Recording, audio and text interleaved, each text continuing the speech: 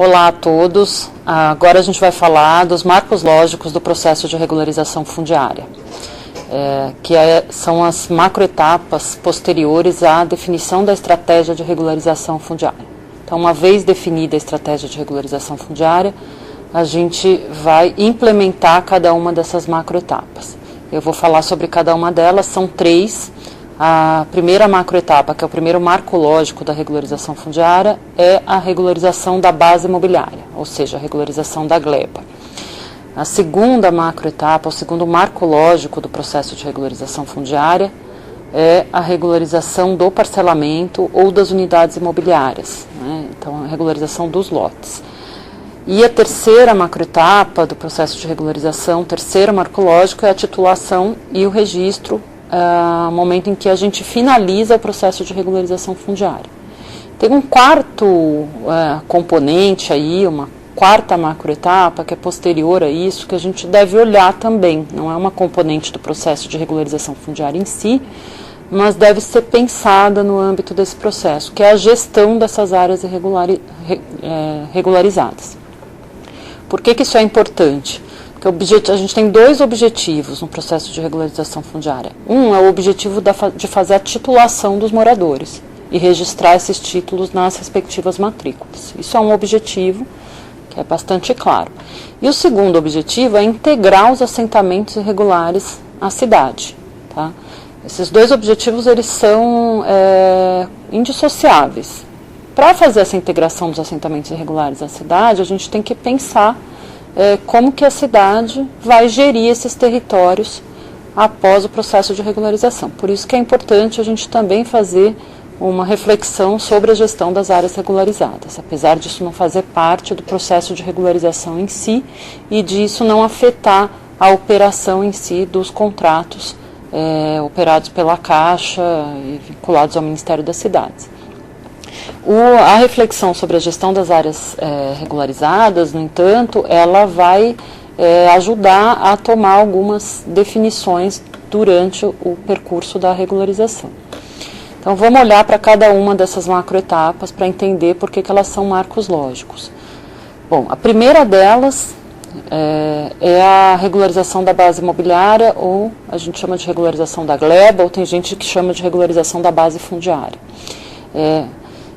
O objetivo dessa macroetapa é ter uma matrícula apta para o registro dos atos posteriores do processo de regularização fundiária. Eu tenho sempre que pensar que quando eu vou registrar alguma coisa, eu preciso registrar essa alguma coisa, por exemplo, vou registrar um parcelamento, eu tenho que registrar esse parcelamento em algum lugar. E esse algum lugar é uma matrícula. Né? Todo o sistema de registro de imóveis, ele se baseia atualmente nas matrículas. As matrículas são as certidões de nascimento dos imóveis. Né? Ali, a matrícula é o documento, né, o assento imobiliário, aonde eu vou praticar todos os atos posteriores de registro. Então, o objetivo dessa etapa é ter essa matrícula apta para o registro dos atos posteriores. Isso como uma visão geral do que é essa etapa. Eventualmente, a gente vai ter uma situação em que a etapa de regularização da base imobiliária significa ter 3 matrículas e não uma só. Enfim, eu estou falando em termos gerais que o objetivo dessa etapa é ter essa gleba resolvida do ponto de vista registrário. A gente pode colocar dessa forma. Então, eu tinha dito para vocês na etapa de diagnóstico que a gente vai olhar a situação de domínio, ou seja, de quem que é a área, e a situação de registro, como isso está no registro de imóveis. A etapa de regularização da base imobiliária se a situação de registro não está adequada no diagnóstico, eu tenho que ter definido uma estratégia para resolver isso. Por exemplo, vou trabalhar com uma área pública que não está registrada, não tem uma matrícula aberta no cartório de registro de imóveis. Então, na etapa de regularização da base imobiliária, na etapa de regularização da gleba, o meu objetivo é abrir a matrícula para essa área pública, aonde o assentamento irregular está localizado. Então, esse é o objetivo nesse caso, por exemplo. Ou então, numa situação de intervenção sobre uma gleba privada. Vamos imaginar uma gleba privada que tenha matrícula e que tenha um loteamento irregular sobre ela. O que é o desafio da regularização da base imobiliária nesse caso, por exemplo? Seria averbar um auto de demarcação urbanística, que permitiria os atos posteriores de registro nessa matrícula, nesse imóvel de propriedade particular. Tá? Então, a medida específica que vai ser adotada nessa etapa de regularização da base imobiliária vai variar conforme a situação, conforme o caso concreto. Mas o objetivo é ter uma matrícula apta para se praticarem os atos posteriores. Eu costumo sempre dizer que essa etapa é o ponto nevrálgico do processo de regularização, é o ponto central, resolver isso, ter uma boa estratégia para lidar com a regularização da base imobiliária, é o que vai dar a chave de sucesso do processo de regularização. Então, se eu tiver uma boa estratégia para isso, e quando eu conseguir destravar isso, quando eu conseguir resolver isso, eu diria que as etapas seguintes são muito mais simples. Elas têm as suas complexidades, claro, mas elas são mais, digamos, lineares. Tá? Existe um grande esforço, normalmente, existe o grande esforço do ponto de vista registral é na etapa de regularização da base imobiliária. E a gente não pode perder isso de vista. A gente não pode deixar para fazer regularização da base imobiliária no final do processo, porque isso prejudica todo o processo. Eu posso, inclusive, ter que refazer algumas atividades se eu não tiver feito isso em tempo. Eu vou dar também um exemplo. Vamos supor que eu estou caminhando com o meu processo de regularização do parcelamento. Então, eu tenho lá uma planta de parcelamento aprovada. Se eu não tiver essa gleba resolvida, eu não consigo registrar essa planta. Tá? Eu não vou conseguir fazer essa etapa posterior. Então, não adianta eu trabalhar as outras etapas do processo de regularização, as outras marcos lógicos, se eu não tiver resolvido isso. Ou então eu fiz o cadastro de todas as famílias, coletei documentação, analisei a aplicação dos instrumentos jurídicos, enfim, produzi até os títulos. Aonde que eu vou registrar se essa minha gleba não está resolvida no cartório? Então também é um trabalho que aí, eventualmente, até pode ser necessário ter que refazer por conta de um lapso temporal, enfim. Então, essa primeira marco lógico é fundamental de ser tratado em tempo. Uma coisa muito importante é que essa etapa, normalmente, ela pode ser desenvolvida até junto com o projeto. A gente não precisa nem ter iniciado a obra para começar aí, essa etapa de regularização da gleba, da base imobiliária. Porque, na verdade, a gente está lidando com um perímetro da área de intervenção, basicamente. A gente está lidando com a dimensão da poligonal da área de intervenção. A gente não está nem lidando com o interior. A gente está lidando com essa poligonal e com o que tem embaixo dela, ou seja, a situação de domínio e de registro que a gente encontrou. Tá? É importantíssimo, então, ter definido na estratégia de regularização fundiária qual é a estratégia para a regularização da base imobiliária, qual é o instrumento, qual é o mecanismo legal. A gente tem uma série de avanços na legislação federal para fazer isso, tanto para a área pública como para a área privada. Para a área privada é um instrumento muito conhecido da demarcação urbanística, é o instrumento clássico que a gente usa hoje. Para as áreas públicas, a gente tem vários mecanismos na Lei de Registros Públicos que facilitam a abertura de matrícula de imóvel público ou de imóvel que tem emissão provisória na posse, tá? Em processos de desapropriação, que é um caso bastante típico também. Então, a legislação hoje cobre grande parte, se não a totalidade de casos que a gente encontra nos processos de regularização.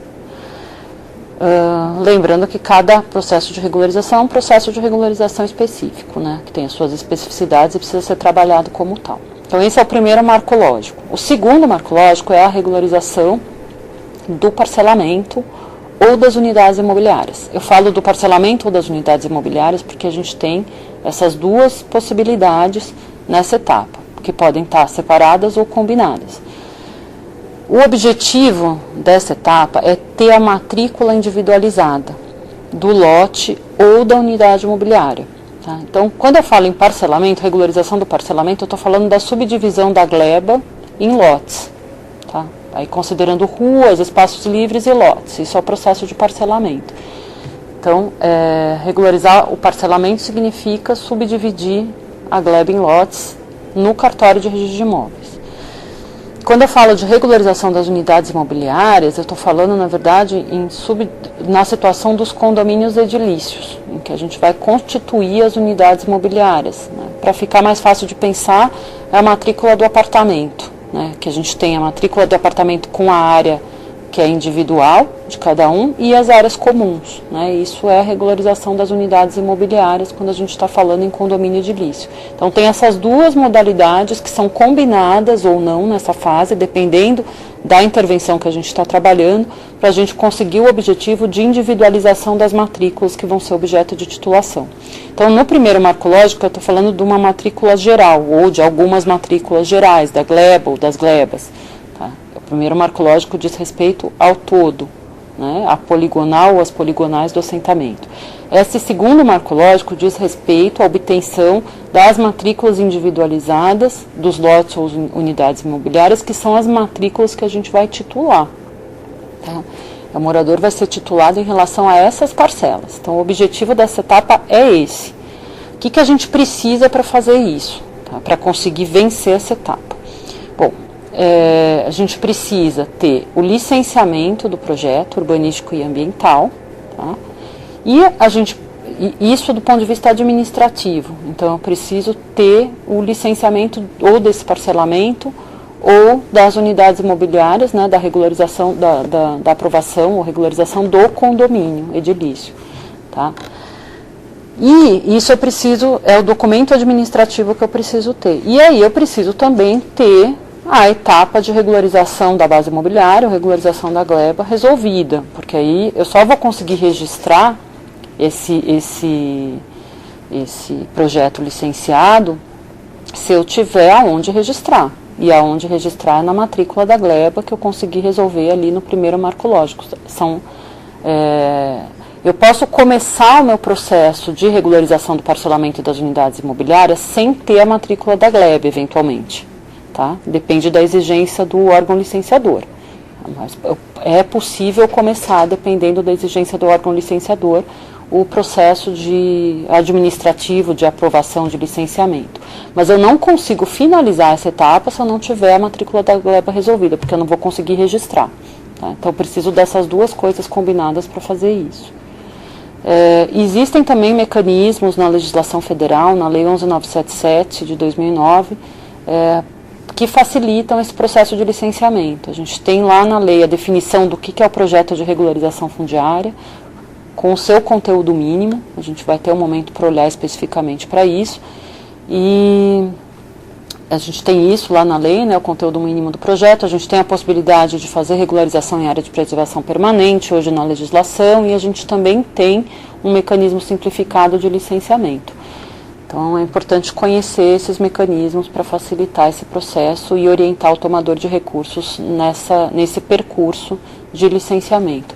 Uma grande questão a ser vencida nessa etapa de regularização do parcelamento é uma visão que a gente ainda tem, que é a visão de aprovação de novos empreendimentos. O que isso quer dizer? Quer dizer que assim, a gente ainda está lidando com uma visão nos órgãos licenciadores. Quando a gente apresenta um projeto de regularização, a gente está falando de regularizar uma coisa que já está feita, que já está implantada. Tá? Ainda que a gente esteja fazendo intervenções de melhorias e tal, ela tem uma conformação específica que veio da implantação. Por exemplo, tamanhos de ruas, que não necessariamente atendem o que é o exigido para um loteamento que é aprovado, que é regular. Enfim, uma série de questões diferenciadas, tamanhos de lotes, etc. A legislação permite que a gente regularize isso a partir do que a gente encontrou, né? Desde que tenha adequação técnica. A legislação federal não estabelece para a regularização fundiária tamanho mínimo de lote e também não exige que tenha esses parâmetros mínimos de espaço público, rua, enfim. Mas o que a gente tem na prática é muitas situações em que o órgão licenciador não está ainda preparado para recepcionar esses processos. Ainda encara esses processos como processos de aprovação de novos loteamentos e começa a fazer exigência de lote mínimo, de tamanho de rua mínima, e aí a gente começa a ter dificuldade. Então é importante saber que a legislação federal hoje permite que a gente trabalhe a partir da situação concreta, que essas exigências não estão mais colocadas e que é necessário, em muitos casos, fazer esse diálogo com o órgão licenciador para construir esse processo de aprovação nesses termos, tá? Então, diferenciando o que é regularização fundiária do que é aprovação de novo loteamento. Isso é super importante, existe uma distinção muito grande. A aprovação do novo loteamento vem da norma, do abstrato para o concreto, então primeiro eu projeto em abstrato e depois eu implanto conforme eu projetei, e o processo de regularização fundiária é o inverso. Eu tenho uma situação concreta dada, que eu faço as adequações num projeto, e aí eu vou buscar o meu processo de aprovação, que é o meu processo de regularidade formal. Então, essa é a segunda etapa, o segundo marco lógico da regularização, que se finaliza, eu posso dizer que esse marco lógico está finalizado, vocês considerem finalizado, quando eu tenho o registro do loteamento ou do condomínio edilício na matrícula da gleba e eu obtenho ou posso obter a matrícula individualizada dessas unidades autônomas, sejam elas lotes, sejam elas apartamentos. Existe também, vocês vão encontrar situações em que tem alguns cartórios que abrem essas matrículas de ofício, se registra o parcelamento ou condomínio edilício, as matrículas são abertas, e outros que vão abrir a matrícula, vão registrar esse loteamento ou condomínio edilício, mas só vão abrir a matrícula quando da apresentação dos títulos. Essas duas hipóteses são possíveis. A legislação hoje, a Lei de Registros Públicos e a Lei de Regularização Fundiária falam que o ato de registro do parcelamento implica na abertura de matrícula de ofício pelos cartórios, tá? Mas essa prática não está ainda assimilada por todos os registradores, e desde que se abra a matrícula mediante a apresentação do título, não há problema. A terceira e última etapa, o terceiro marco lógico, é a titulação e o registro. Esse marco lógico, na verdade, é o que finaliza o nosso processo de regularização. O que significa isso? É dar título para o morador, né, titular o morador, o ocupante daquele lote ou daquele apartamento, em seu nome, né, transferir algum direito real para aquele morador e registrar esse título. Aqui o que a gente precisa observar? Primeiro que a gente tem vários instrumentos jurídicos que podem ser utilizados para fazer isso. Tá? E a gente pode ter transferir tanto uma propriedade plena, como pode transferir um direito real. Direitos reais, há vários direitos reais que estão definidos no Código Civil brasileiro, artigo 1225, e a gente pode trabalhar com um direito real ou com uma propriedade alternativo à propriedade plena. A outra coisa que a gente precisa observar é que o direito real ele se adquire pelo registro. Então não basta eu dar o título para o morador se esse título não for levado a registro. Para que ele tenha eficácia plena, ele tem que ser levado a registro. Para que o direito real seja constituído, ele tem que ser levado a registro. Então vamos imaginar a situação de um órgão público que emitiu um título de concessão de direito real de uso. Mas as matrículas dos lotes não estão abertas, esse título não foi levado a registro. Esse direito real não está constituído em favor do morador ainda. Só com o registro do título é que se constitui esse direito real. Por isso que a gente insiste e fala que é tão importante esse registro. Então, nessa etapa, o que está envolvido nessa etapa? Essa etapa vai depender tanto da conclusão da etapa anterior, que é que a gente tem essas matrículas dos lotes abertos, como de uma escolha de instrumento jurídico adequado. Aí eu vou lembrar daquela, quando a gente falou em diagnóstico, falou de levantar a expectativa da comunidade, isso tem a ver com a definição do instrumento jurídico. Tá? Então, levantar bem essa expectativa da comunidade, a característica, perfil socioeconômico, enfim, perfil dos lotes e escolher o instrumento jurídico adequado, que tenha base legal, obviamente. Fazer o processo, claro, de cadastro físico-social, selagem e cadastro, coleta de documentação, enfim, todas essas operações necessárias para a titulação dos moradores. Discutir instrumento jurídico, a gente vai precisar de um momento específico para fazer isso, porque são vários instrumentos jurídicos possíveis, mas o que é importante registrar aqui, que essa etapa é uma etapa que envolve titulação dos moradores e registro dos títulos obrigatoriamente. A gente, nessa etapa, então, busca titular o máximo de moradores possíveis.